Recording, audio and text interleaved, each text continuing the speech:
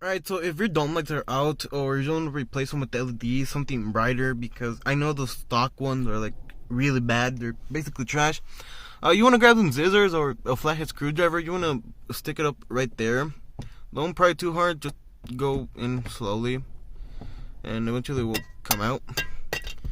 So you want to replace that. Do not use anything metal. Just use your finger if you can, or use a plastic something.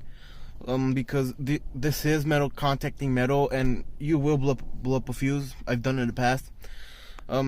So you just want that type of bulb right there. You can get them in AutoZone or eBay, Amazon, wherever you like to shop.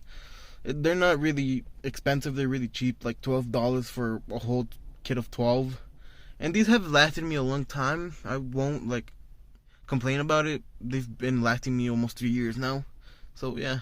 Alright, so to put back on the plastic cover, you just want to like grab the bottom here and go like that. You want to put this first, and just like that.